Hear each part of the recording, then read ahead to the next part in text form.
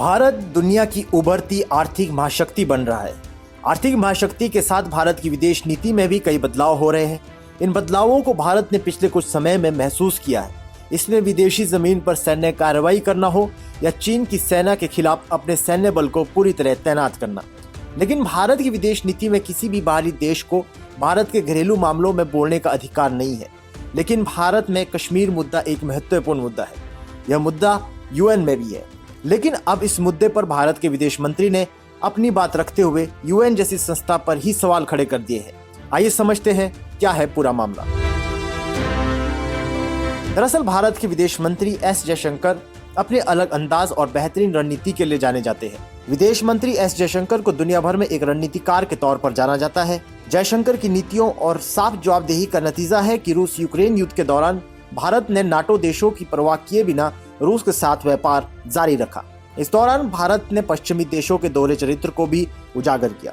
S Jaishankar Raisina dialogue 2025 में अपनी बात रख रहे थे। इस दौरान उन्होंने पश्चिमी देशों के दोहरे मापदंड पर अपने विचार रखे। उन्होंने कश्मीर पर यूएन को भी आड़े हाथों लिया।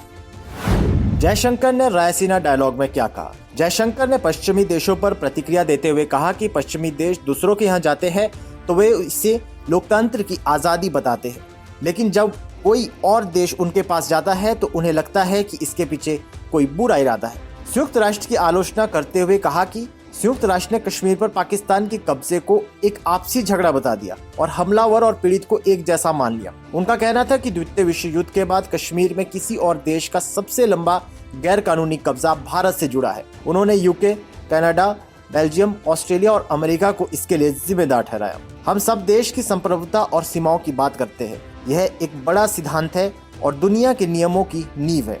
लेकिन द्वितीय विश्व युद्ध के बाद कश्मीर में सबसे लंबे समय तक गलत कब्जे का मामला हमारे साथ है। बता दें कि भारत के जम्मू कश्मीर का एक बड़ा हिस्सा आजादी के बाद से पाकिस्तान के कब्जे में है। करीब 86,268 वर्ग किलोमीटर के इस क्षेत्र पर पाकिस्तान का अवैध कब्जा है। लेकिन पाकिस्तान के अधीन इस कब्जे को यूएन दोनों देशों के बीच विवादित मानता है। आजादी के बाद कश्मीर के महाराजा ने भारत सरकार के साथ इंस्ट्रूमेंट ऑफ एक्सेशन अर्थात विलय पत्र साइन किया था, जिसके बाद से पूरा जम्मू कश्मीर भारत के आधिकारिक क्षेत्र में शामिल हुआ था।